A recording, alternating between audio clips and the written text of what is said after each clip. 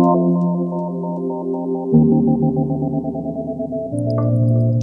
everyone, and thank you for joining us for this conversation between Magali Lara and Cecilia Fajardo-Hill. My name is Lea Lublin, and I'm the Exhibition and Curatorial Manager at the Institute for Studies on Latin American Art, or ISLAA. For those of you who are joining us for the first time, ISLAA is a research institute dedicated to expanding scholarship, public engagement, and the international visibility of art from Latin America. I'm speaking to you today from New York City, located on the unceded ancestral land of the Lenape.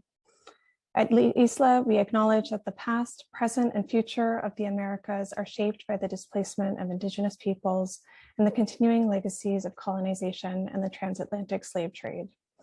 We affirm that indigeneity must be seen and respected in order to tell fuller histories about Latin American art and culture, and that this work remains ongoing. Today's event is presented in conjunction with the exhibition Political Subjective Maps, Bella Geiger, Magali Lara, Lea Lublin, and Margarita Paksa, curated by Cecilia Fajardo-Hill and on view at ISLAA in New York City through March 3rd. This conversation is the first of 2 talks with artists featured in the exhibition. Next week, on Tuesday, February 7th, we'll be hosting a second online conversation between Bella Geiger and Elise Mazadiego.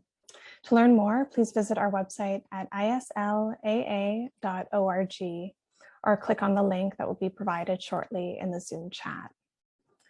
Today's program will consist of an approximately 45-minute conversation between Magali and Cecilia, and we'll end with a question and answer session, during which Magali will respond to questions from the audience. We encourage you to submit your questions and comments through the Zoom Q&A window at the bottom of your screen throughout the event. Before we begin, I'd like to take a brief moment to introduce today's speakers.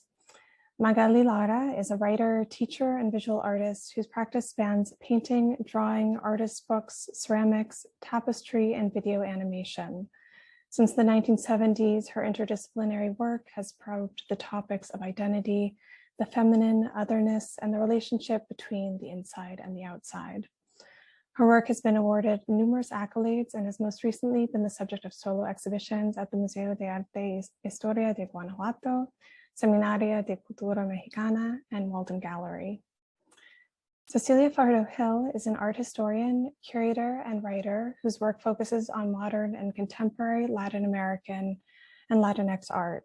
Among her many projects, she co-curated the 2017 exhibition Radical Women, Latin American Art, 1960 to 1985 at the Hammer Museum, and is the editor of Remains Tomorrow, Themes in Contemporary Latin American Abstraction. She is currently the director of Northlight Gallery at the ASU Herberger Institute for Design and the Arts, the director of the ASU LACMA Fellowship Program at Arizona State University in Phoenix. It is now my great pleasure to turn the program over to Magali Lara and Cecilia Fajardo-Hill. Thank you so much. Many thanks, Olivia, for the presentation, and thank you, ISLAA, for inviting us and for having made possible for the exhibition, which brings us together today, Political Subjective Maps, Bella Geiger, Magali Lara, Lea Lublin, and Margarita Paksa. For me, it's really such a pleasure to have a conversation with Magali. We've been having conversation for a long time. And this exhibition allowed us the opportunity to actually discuss something that normally is not discussed in the specific way that is we think of it in the exhibition, which is this idea of mapping of a subjectivity. But when we think of maps, sort of rational devices to create limits, boundaries, and particularly because this exhibition is embedded with 4 Latin American women. Magali is from Mexico, Lea Lublin from Argentina, Margarita Paksa, and then Bella Geiger from Brazil. The whole iconography and mapping of Latin America has been really kind of a project of colonization, and some of the first maps and images that we came down to us in the 17th centuries were actually of the colonized awakening in America. And America was a nude woman that was there for the taking and had cannibals in the back. So on the one hand, so this mapping is actually embedded into colonial history, and women have always been embedded into a history of irrationality and not part of a control of knowledge. So for me, it's very interesting to think of Magali in terms of this, because on very purpose, she uses the idea of diagrams and mapping as a subjectivity in relation to define those actually patriarchal form of rationality that will say that's not possible, it shouldn't be done. So in order to have a conversation that flourishes around the work and Magali's brilliance, I'm going to share some images, and the images from the exhibition.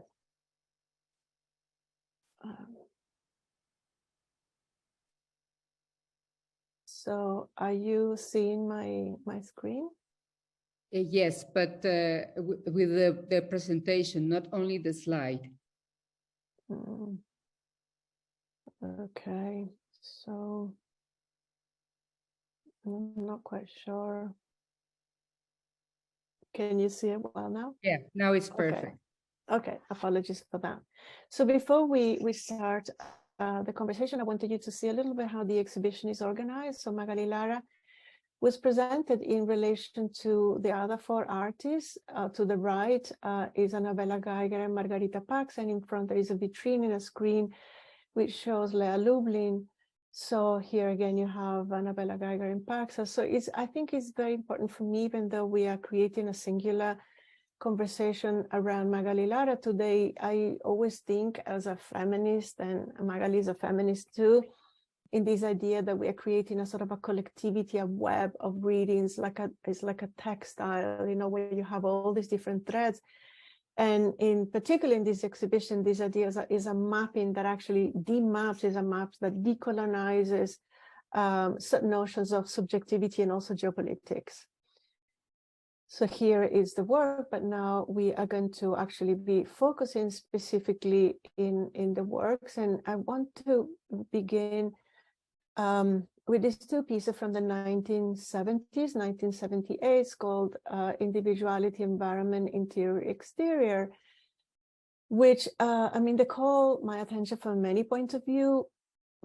One of them has to do with the fact that there is a very conceptual exercise of creating a sort of a way of organizing a relationship, a complicated relationship between the self and the other, between the individual and society.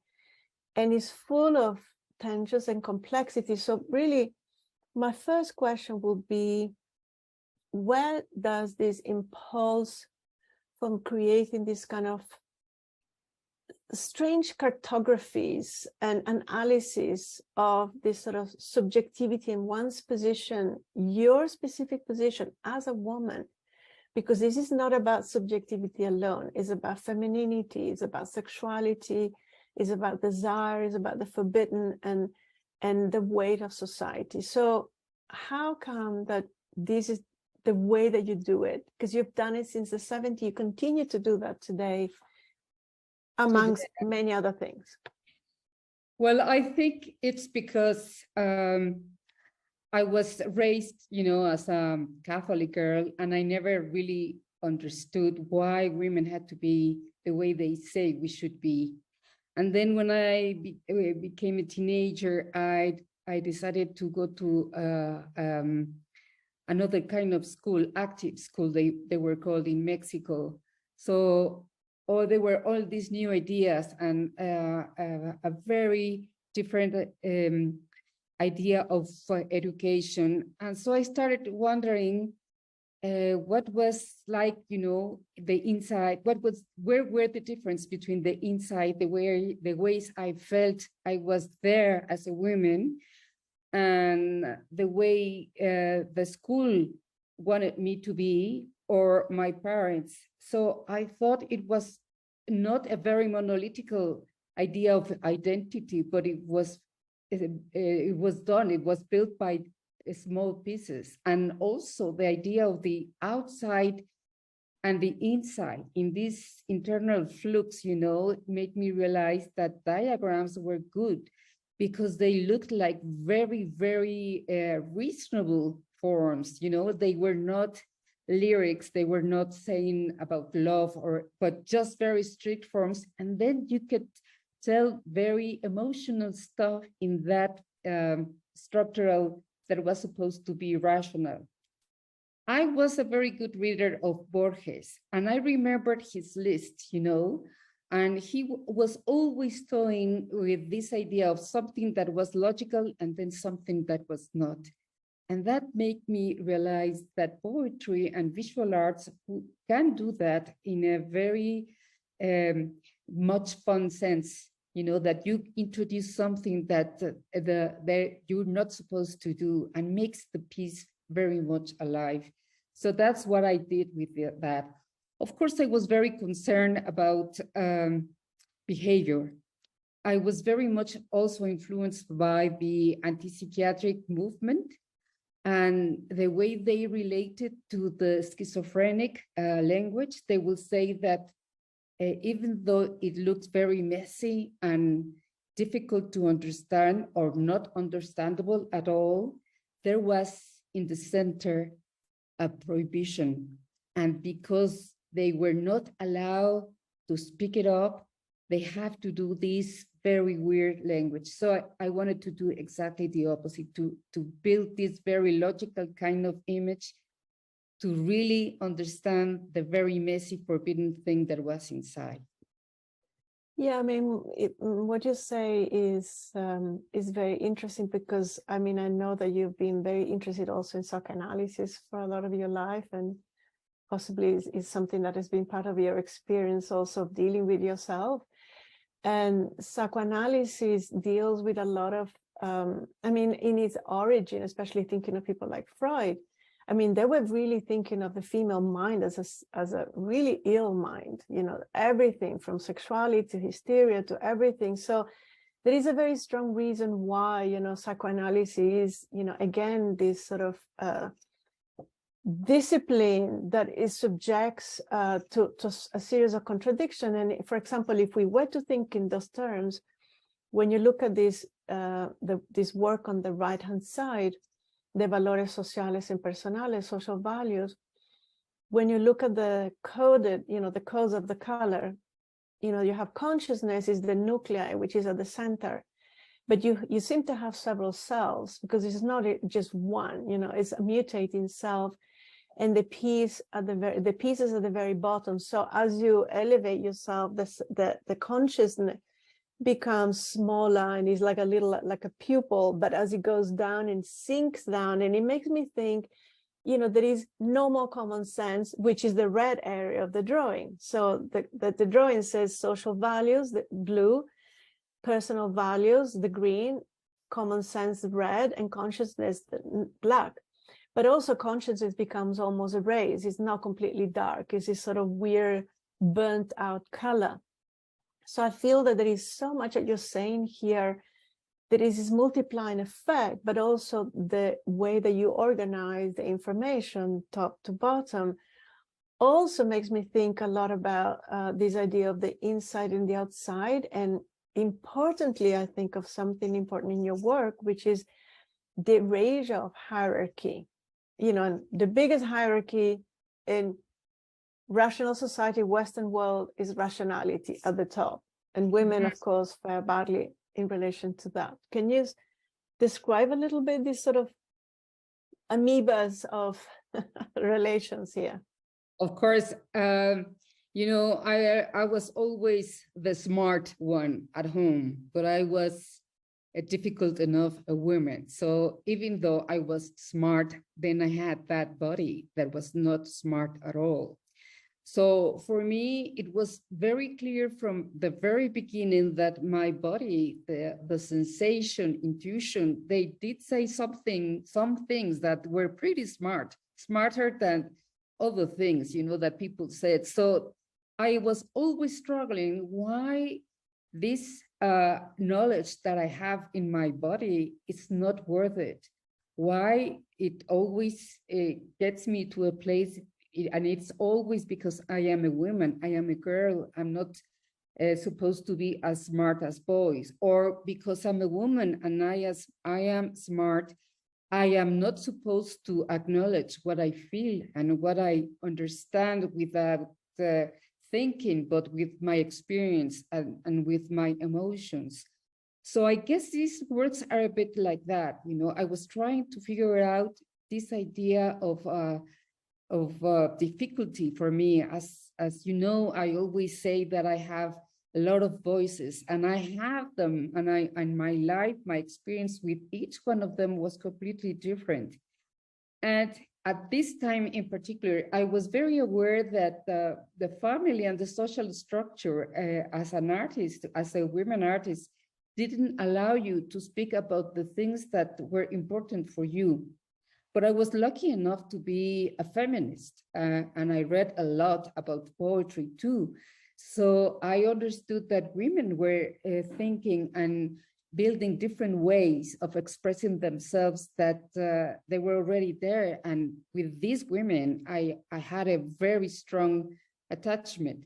I can think of Rosario Castellanos in Mexico, but also, you know, Sylvia Plath or Virginia Woolf, or even Frida Kahlo or Eva Hesse at that time, that, you know, I think she just died a few years. I just got the book from a trip I did to New York from Lucy Lippert. And I understood that with her ways, you know, this minimalism that had these structures that were not perfect, and there was some fragility, and there was always some imperfection that spoke about the same feelings that I had. This knowledge that you have with your body, through your body, and with the outside too, the things that people say to you, and you know they're not true, and you are not able to speak up, to say back what you think, because at that time, at least, if you were a girl, you were not supposed to be smart. Yeah, though in the 1970s in Mexico, you know, the art, there was an arts community that was pretty interesting. I mean, you have had an incredibly rich life in collaborations and in tension with a lot of the Mexican art world that in many ways has been incredibly patriarchal. But I am interested because, you know, a lot of what you're talking about, and I'm interested in these ideas of a mental map, a subjective map, a cartography of this, I will call it like a conceptual subjectivity, you know, because we're trying to break this kind of Cartesian idea that the mind runs away here and the body runs away down there, and the mind is the only important one, which is really one of the big battles that we have. As human beings, I say that women are more aware, generally speaking, but it's an issue that we all have. I mean, it's the fact that how do we deal with our emotions, how we deal with our sexuality, with desire, with certain impulses. And I'm interested in understanding how this works emerge. You know, I don't necessarily want you to be, you know, to kind of reveal everything, but there is something, sometimes I feel there is something related to a notion of automatism. You know, this idea, you begin a drawing, you know, if we look at the individualidad, medio ambiente, interior, exterior, which again talks about the interior, the exterior, you begin with a bit of space, and then in the end, it's almost like if you run out of space and it becomes, you know, cluttered at the end, but you continue to do it, and you're working on a material which is unforgiving because, you know, if you make a mistake, it's there. And then, so I'm interested in this, is sort of, because, and I'm interested in this also because I think of you very much in relation to how poetry is important in your life. And poetry, I think, is the closest thing there is to this intuitive, you know, is the intuitive relationship with language and ideas and everything. And here it's something sort of a little bit similar in this sort of rich relationship, which is both rational and not rational, controlled and uncontrolled. You are very right. I think especially the one that we're talking about, the Valores Sociales, it was done almost like a performance. There is a performative act in all my drawings, especially at that time. So, you know, I went to this Marxist school, so I knew about a lot of theory about, you know, the workers and the lucha de contrarios and so on. But I always was a reader of a very lover of poetry. Poetry for me was another kind of knowledge. And at that time in Mexico, there was some artists that still believed that in a way, you know, poetry had a sense of premonition, that you don't really know how, but it was there. The future in a versatile way was there. So when I started doing these pieces, even though I had a structure and I decided, you know, that it was to be like a code, I wanted also to do it a very performative kind of thing, especially, you know, with colors, with and composition. So if I ran out of space, it didn't matter, because it meant to be like that. It was happening just like that, like in a ceremony. And of course, because it was like that, the poetic thing, it was sort of available in a very strange way. Yeah, I wanted for us to go into the next slide to different series from actually the same year, which is you work often in a serial way. You know, you create a whole series of drawings that sometimes evolve over the years into sort of a going back to certain themes. So here you have, I mean, this is the group of drawings that are in the exhibition, but I would like to look at some of them in detail.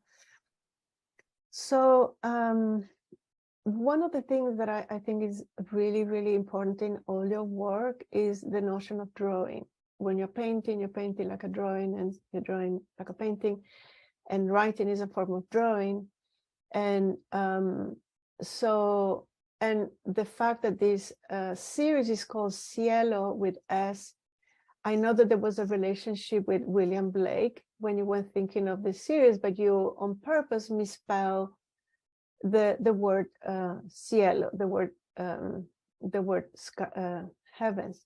So, and I'm interested also in this particular series in continue to discuss also this idea of a performativity, because there's a performativity that it happens in the drawing itself, but it's almost inviting the spectator to enter into this. And because also here you have this notion of like a child game. So inevitably what's going to happen with the spectator is going to actually bring back into your mind something that is related to the memory of your body.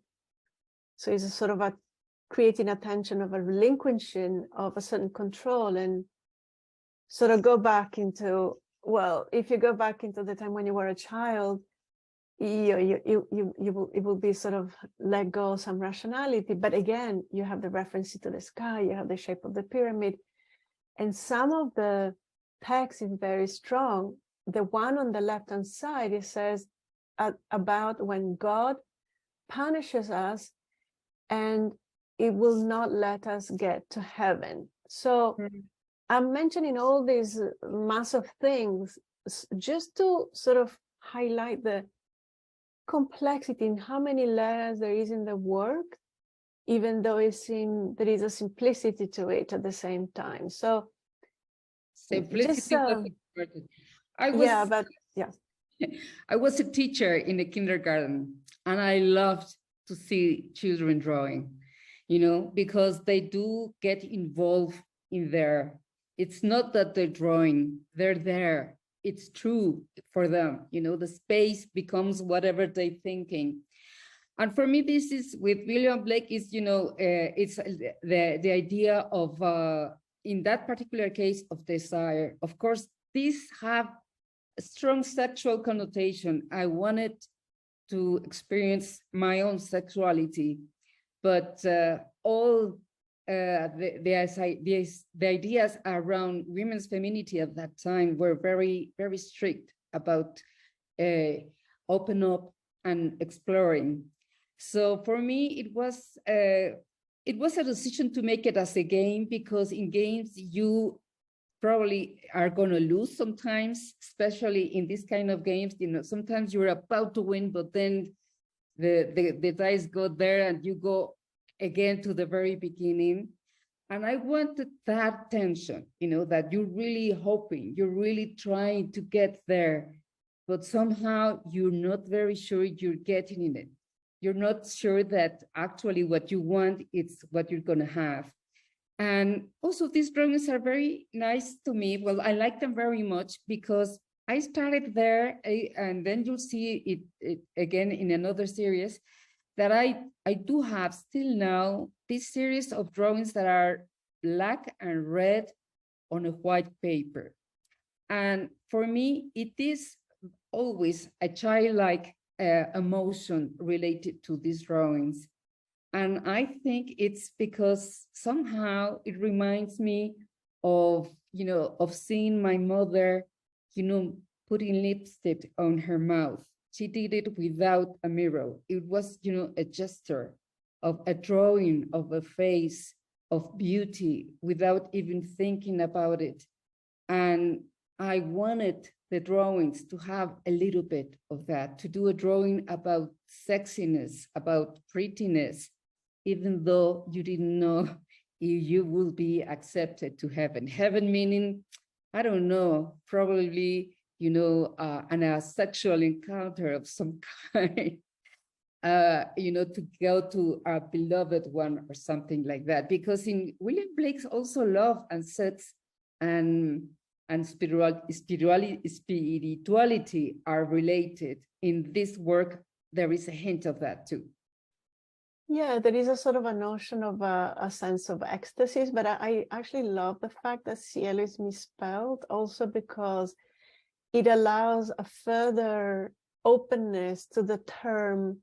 You know, maybe a spiritual term for me, maybe a notion of ecstasy, maybe a notion of pleasure, maybe a notion of a child game, winning a game or playing a game with other people. And there is an invitation, and, you know, I like, I mean, but it's very different, the drawing on the right-hand side, where you have, you know, you have this cube in the center that moves position. So it is by moving within a grid, which is square, by bending the grid, that you actually create a movement, and then you can actually access to this cielo, and is a capital S, you know, this sort of movement of redness that is sort of enticing you to go up and sort of break the rules. No, it's not really a cheating, it's just like creating new rules. But on the left-hand side, you have a pyramid. You have like that image of, because basically the heaven is up where normally God is. Yeah, I mean, but then because of God, you can't reach the heaven, so it's bringing you down. So, but yeah, I don't know. I mean, it's very different. I mean, there is almost a sense of impossibility to the left, and a sense of playfulness to the right. So you do have different modes where the possibility of impossibility is more pronounced. And I know, because we've talked about this, that there was a specific situation in your own life, there was a forbidden love that you were experiencing. So I guess a lot of that must have been part of this reflection of then sharing this as more of an open concept. Yeah, that is true. It was, you know, this difficulty of a very private moment of my life, but also, you know, the idea of misspelling. Something happened to me. I went to Montreal for a year after high school. My parents like us to travel and to be able to speak other languages, especially English and French. And when I came back, the experience to be there and to have another idea, another experience with people my age that had more freedom, especially girls. Girls could work, could go to rock concerts. They could move around the city, you know, with certain liberty that we didn't, with freedom that I didn't have at home. When I came back, something happened with Spanish, with language. at all. It's just like I couldn't keep the rules anymore, even though I was a very good student and I have no misspellings at all. It broke down. This possibility of doing it right, it sort of broke down for me. So I guess that the cheating or inventing rules, making up rules was part of it, because I didn't fit anywhere anymore. And I couldn't even write properly anymore. And so drawing became a tool to really explore this difficulty, this energy too, because there was an energy in that, and an energy of sort of make your own self without the rules that they taught you to, that they existed, and so that's why sometimes it can be, or they can be kind of sad, and sometimes they're really, forward to go where I wanted to go. That's both feelings that are always playing around in these drawings, especially in this one. This series. Yeah, and I think, is very interesting what you're telling us, because language is the fundamental structure that allows us to articulate and think of the world.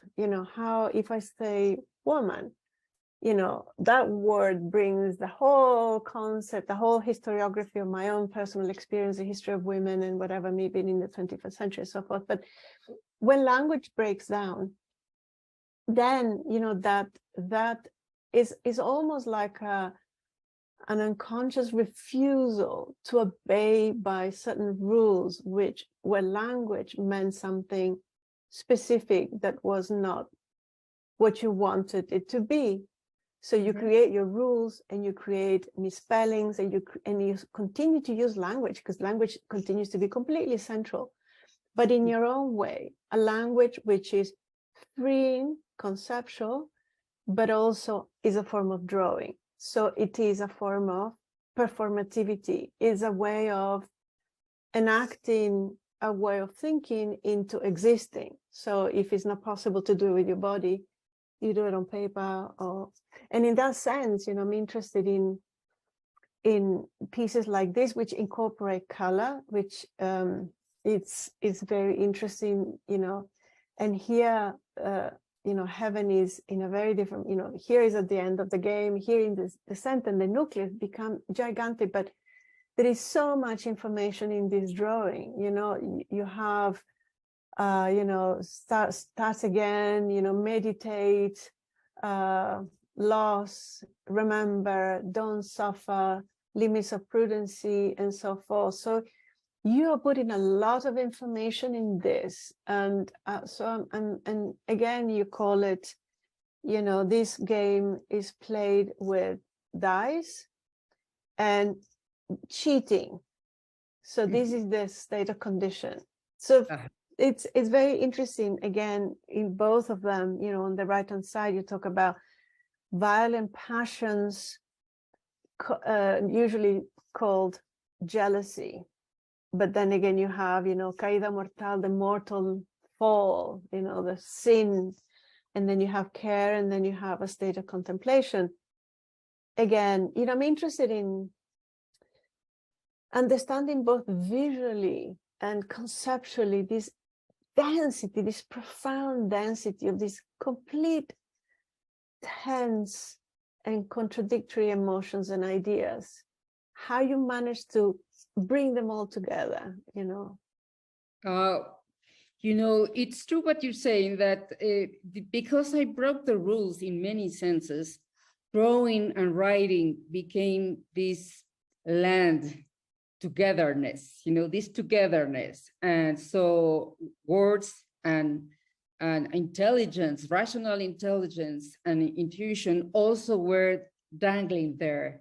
There was, this kind of no recognition of these differences, although they were different, but I didn't want them to become different. So the idea of having this very sensitive and almost confessional drawings, it was also to be able to make your your fragility, the starting point of the drawings and of the ideas, not the idea of you as a strong and very well done person, but exactly the opposite, the broken but also tender and also violent person. That's what I wanted to do. And it was because the language that I found mixing up drawing and words and also performing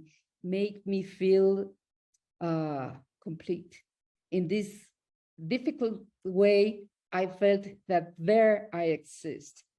I always liked these Artaud's drawings when he was in the asylum, that he really believed things were happening in that piece of paper. So it was exactly for me like that. The things that I was describing, they were happening. It was my life, but also it was a recollection of many emotions at the time without any kind of judgment, just let them go. And of course, they were very contradictory, but I think there is a sense of pleasure that I like and that I experienced at that time. And I think in a way it still is there. And I think I will say that these drawings are pretty central. The way you fill in each one of the squares, it is sort of liquid color that is sort of smeared and is there, sitting on the paper, sort of touching the other color. But at the same time, they're not perfect, they're not controlled, they're not flat, they're not painted so much that there is no translucency with the actually whiteness of the paper itself. So there is this layering and sensuality in the way you do it and the way you bend in number 5 and so forth. And in the end, and I was actually thinking of going back to the idea of cartography. When I was researching to write about this series of works, I was looking at the notion of mental maps, which we, in my essay, I do write about, artists like Anna Maria Maiolino or Susan Hiller that creates this dream map. So this is an idea that has been important. But there is such a thing in psychology, mental map, but they are meant to be behavioral geography. So they're actually thought as a way, they're part of human geography. So there are social sciences that go slightly into psychiatry that talk about that, but it's all, again, about studying, human activities. But there is a sense of both, a sense of an encyclopedic knowledge, but at the same time, a sense of something that is a form of disease, So what happens if there is a certain amount of stress in society, a certain amount of food, how do people behave, whatever.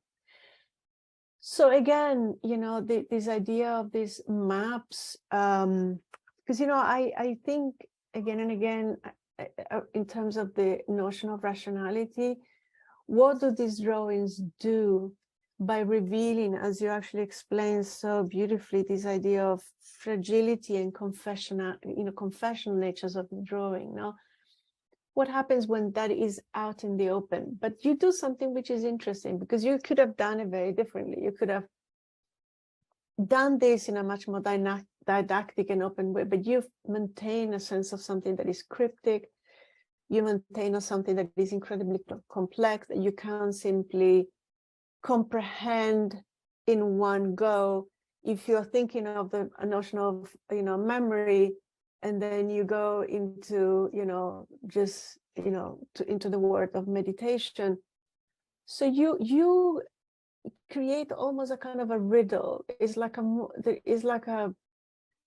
mapping that has all these different things that makes it. And I think that's one of the, because I'm always thinking, what are the works in the history of art? That's why I'm an art historian, that help me to think beyond the sort of convention. That is not possible to, for example, think of myself or feel myself within all that complexity. And I feel that these images are capable of doing that, still be incredibly personal, not becoming encyclopedic, they're not, and so forth. And at the end of the day, you're not trying to control yourself.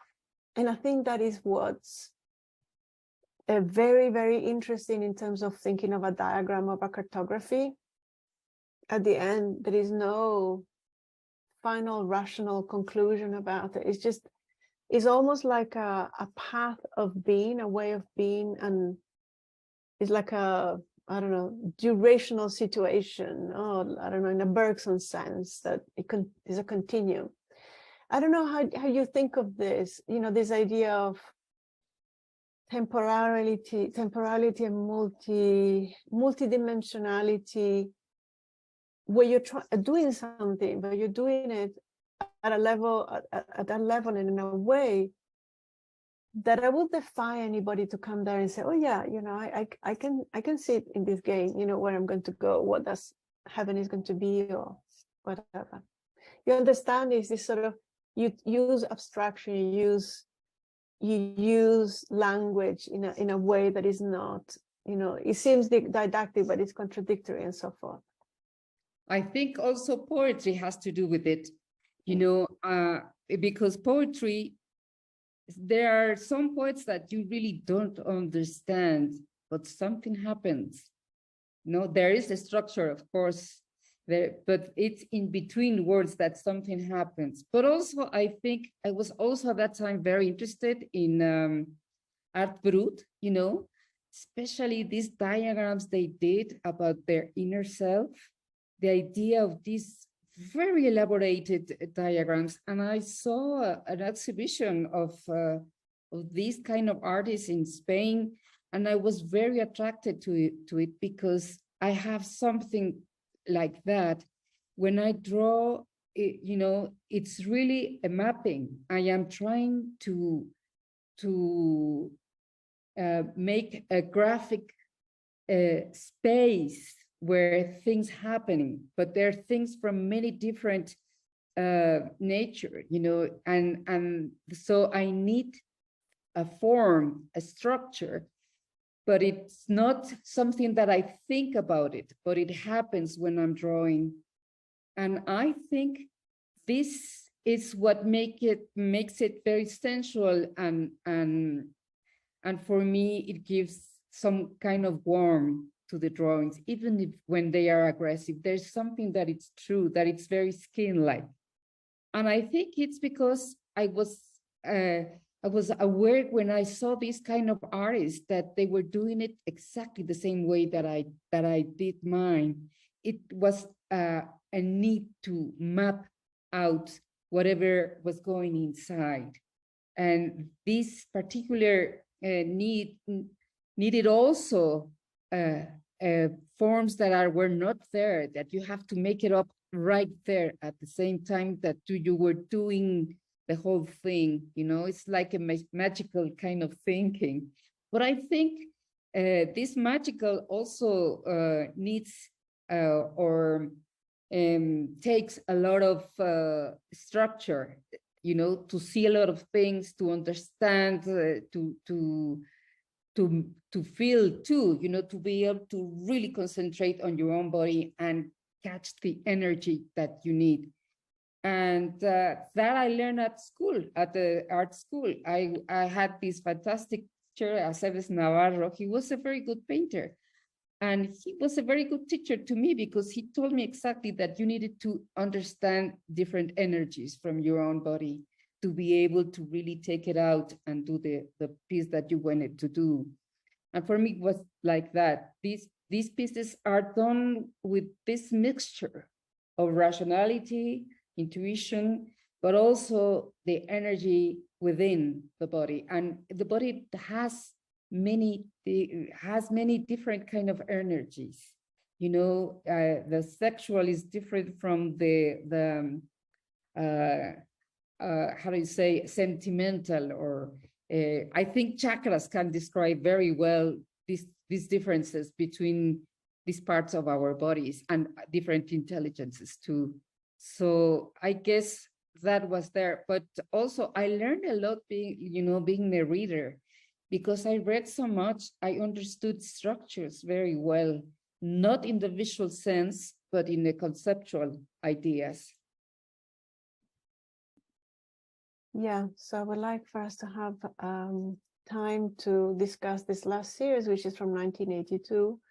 So it's just 3 years after those two series that we've seen before, and we still appreciate a sense of the use of drawing in a sense of a cartography. So we're going to look at some of them in detail, and so I'm going to jump into this one, because when we've talked about this piece, it has a sort of an almost like a contradiction in the way that, you know, when you look at the layers of the skin, it seems to be an epidermis, no? So the surface, let's say, of desire may be at the top, but the sort of you call that this is not very profound and superficial. And then the profound zone is where you actually find your lips, which in theory are not underneath. They're supposed to be, you know, on the surface. So I'm interested again in the way you twist this and how you use language, and also the way that you use drawing to create a sense of energy, directionality, and layering. Well, I was in love.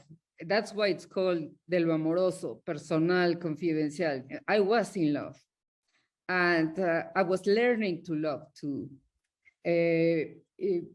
So there was not a sexual experience, but an emotional, very deep experience of opening up in a way that I didn't know it could happen. And so for me, the mouth, the kiss is very important as a symbol, because I think for women also, when I saw the Radical Women show, that I could see all the work. I'd seen a few pieces of some works, you know, but when I saw it all there together, I understood that it was not personal, but it was something that was within the experience of femininity. And I think the main thing with women's sexuality, girls' sexuality, it's when you are able to open up. And it's very hard to do it. It's not, you know, to have a sexual experience. It's to really open up to the other, whatever it is. And I think that's what this is all about. It's not on the surface. It is not. It's a deep work of going down and in a very dark way. You know, I always like this description that Camilla Paglia did about the difference between women and men's sexuality. She said that, you know, for men, it's all out in the open. It's just like searching.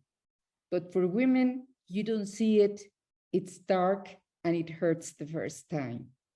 And that idea of conquering the openness of your own body through love, I think it's the theme in these drawings. And of course, I couldn't do it directly, you know, like a short story, because it was confusing at the same time. It was really confusing becoming a woman. It was but nice and difficult, and also it made me realize these very many levels that you have inside yourself, that you can go through emotion again, and a very profound emotion that is love.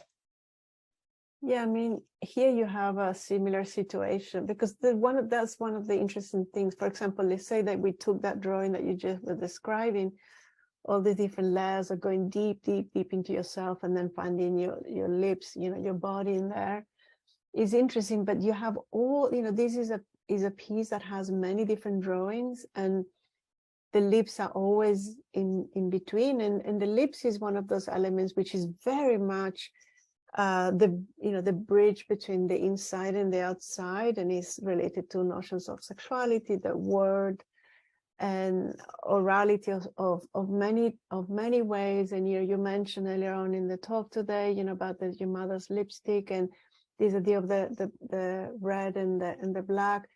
But again, here, for example, the drawing on the right-hand side, you have this sort of passage almost through the channels of the birth, you're just going down into this layers, and this kiss is actually born into this world. And here you have a nucleus that is split into 4, and you have the lips in one of the sides. And here, which is a drawing that I would love you to talk about, because you introduced the fingerprints. So this is, is not just the drawing, but the actual skin, the skin of your body is actually there imprinted physically onto the drawing, and the writing, because the drawing is vertical, but the writing goes horizontally, is almost not understood. So I'm interested in these different things that are going on in the drawing, and also you add these dots.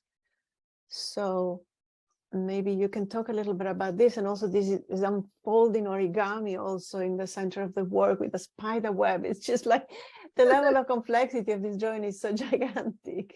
I think this is one of the last drawings of the series, the series. So this was a hard time for me, realizing that love and doesn't cover identity. So even though I loved and I was open to love, I was still me with all my difficulties and with all my eagerness to become a person, with my own self, with my own ideas.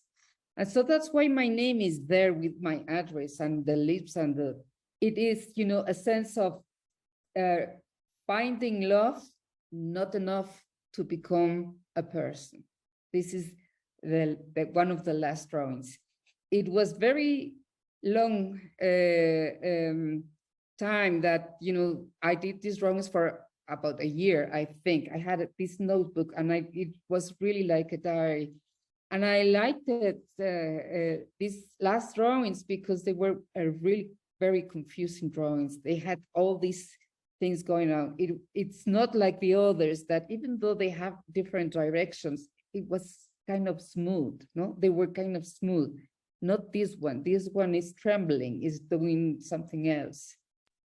Yeah, and thinking of that, because we are sort of running out of time, and I'd like to finish the presentation with these 2 drawings from the series, because I hear the structure is almost lost. There is a sense of something incredibly bodily on the right-hand side, where you continue to draw, so there is, and you call it the creative process of a kiss.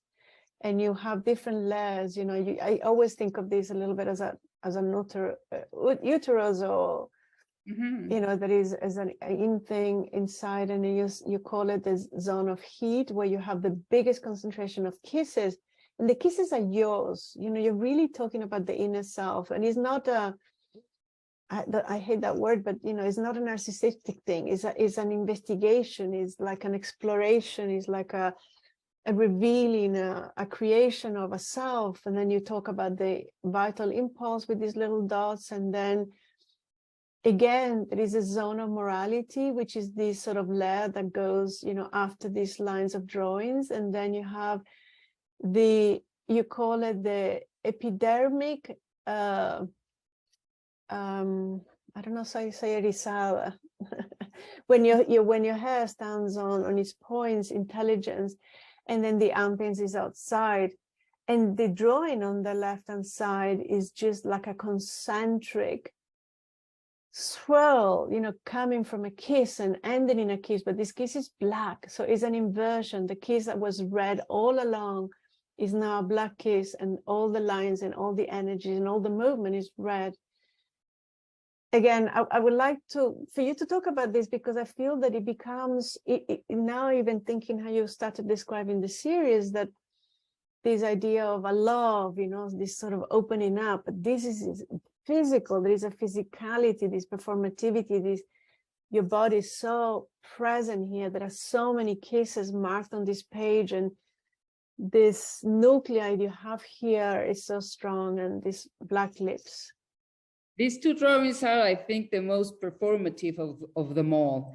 And the black one actually, you know, because if you see the other was a sticker, those I did it with my lips. So it was, again, yeah, like this love trip, this voyage that I did, falling in love, made me realize the strength of the body, of the skin, and also it gave me a lot of freedom to really try to talk about that, you know, the opening up, or the in and out again of your own self too. And the one at the right, of course, you know, I was married to this guy. I was in love with this guy who was not available. He was married. He was my teacher. And so I knew that that was not something that I should do, but it was also the idea of a school, art school there, that you always have a romance with your teacher. It was something that it was supposed to be, but you were not to be. And so in this ambivalence, I was very aware that even the way I choose to be there, it meant that I really didn't want to get married to anyone. It was an experience, a difficult, beautiful, or whatever experience, but I wanted to be myself. So this ambiguity, it's there in these drawings, and also it is the end of the affair finally. I don't like to say very many things biographic because it always gets into sort of gossip, but it is true that after that, I became aware of a power of this performatic thing in drawing or in painting. I still use it a lot. For me, they are my tools, you know, to have a body, to be able to create images. That is very important for me. Thank you, Magali. I wanted to actually show the last two images, which are works, which are not in the exhibition, only to show how Magali has continued to work with this idea of a diagram, a cartography of this sort of relationship with the inner and the outer and the body, and this sort of issue, you know, the mind, and they're very, very bodily. And these paintings are also they're called armor. They're quite large in size, so they don't have this sort of intimacy. But I just wanted to show these. I don't know if you want to say a couple of words before we go into questions, Magali, but I just wanted to finish with this, because often when we talk about historical work, it gives a sense that, you know, Magali is talking about when she was in her 20s and 30s and 40s, but, you know, the reality is that this is a real thing that has continued to you know, exist and manifest in Magali's work. Well, thank you all, Cecilia, for this talk. Well, these paintings are actually very recent. We did this exhibition called Coraza, and I choose them because they speak about the inner world, between the inner and outer world, and all these things that I've talked about, these different energies, these different voices that I say I have. I think they're clearly there, cohabitating, you know, co-living together. And I like the idea that even though I've lived for so many years, I'm still that girl that we saw in these other drawings. So that's all I want to say. Thank you. So I'm going to stop sharing the PowerPoint, and I wanted to take a couple of questions. We have a question by someone who is about to leave or left. I'm not quite sure. But he says, as a male non-Latinx curator, artist, and art advocate, how can I support diversity, equality, and feminism in my curatorial exhibitions, in my personal art creation, and my support of artists? Thank you, Magali. Your work is insightful, poetic, intelligent, and wonderful. thank you, Cecilia, for facilitating this conversation and for your support to art and artists. And he's thanking that your works are mesmerizing. So I guess you could speak from the perspective of an artist, because you know you're a feminist. And yeah. Well, I think we all need to realize that feminine and masculine are things that we have both in ourselves. And to be able to be a women artist and experience all that, I think it's just one of many ways to really understand other kinds of intelligence, I think, and we need to change things. Like that's something that we all know. The paradigm, los paradigmas that we are used to have to see the work of others. I think it's important to really think about them and try to figure out different ways. Yeah. No, I agree. I mean, I for one, you know, when I think of I use the concept of diversity, but for me, the problem is it often just means whoever is different. It doesn't just mean to have a multiplicity. And I simply think that, you know, I think of the canon as a stereotype instead of, you know, diverse people being a stereotype is the canon, because a canon only obliges everything to be always the same and to have a hierarchy where men and white men on top and so forth. And I am in favor of having multiplicity and dialogue, and I never am in favor to the idea of canceling.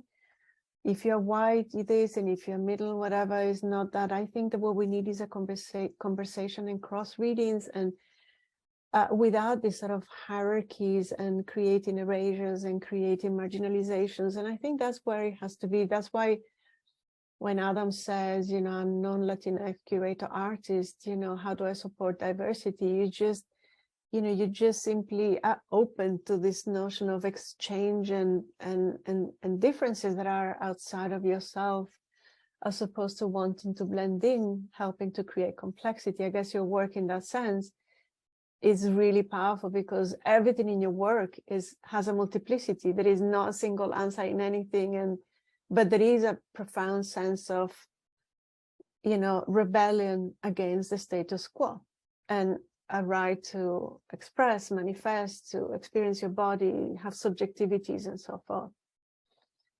So there is a question from Carla Stalbeck. Hi, Carla. Hi, Carla. Thank you, both Cecilia and Magali. Is a great conversation. Here's my question, Magali. Your connections are pieces based on versions of languages as drawings in works that remind me of Labyrinth, a game played with dice and cheating. Lead to ask, what is your relationship to the linear or hypertextual in your work, and how the left and the right brain map our and your language? And then she says, yeah, that's a question. Well, I really don't know how they work, but I think for me, the heart of my work is not a labyrinth, but it's a Siamese, you know, like twins, Siamese twins. So there are different arms and legs. There are two heads, but there's one heart, one liver, and one how do you say, a stomach. So they're vitals. There are many organs that are just for them to share, but the different approaches. But there's just one body. For me, the left and right side of the brain, it's also a way to split knowledge. I don't think there is a thought, even if it's rational, that it's not embodied. It is with a body. So also many reactions of, intuition or else are cultural, are allowed cultural. So it's not so easy to split yourself. There are very unknown areas that we didn't think they existed, but they do. It's just like a few years ago, now they say that in your guts, we have so many neuronas, no? We have brains, some kinds of brain there, that it's very effective, and it's even larger than the brain. So I think our ideas of knowledge and expression are still very, very subjected to the idea of mind and heart. And I think there are other areas too. Yeah, you're right. And also it has to do with the fact that we want to give prevalence to the side of the brain, which is supposed to be the rational. But it turns out that we have the reptilian brain, the whatever brain, the pineal gland, the pituitary gland, and we have different areas of our body and our mind that actually are repositories of memory and reactions and emotional brains and so forth. So it's true. I mean, I think it's an illusion, isn't it? But I think it's a productive idea in terms of having people producing a lot and not wanting to have freer lives, which will demand, I don't know, shorter work hours or something like this. I have another question from Elizabeth Ferrer. Hi, Elizabeth. Lovely that you're here. Okay. This is a comment, not a question. It says, I find it fascinating that these works are 40 plus years old, seem so relevant to today when women's bodies are under attack. Magali's work speaks to the agency of the body, to the complexity of the way the body can express the intellect. So thank you very much, Elizabeth. It's a very nice comment. Really, really nice.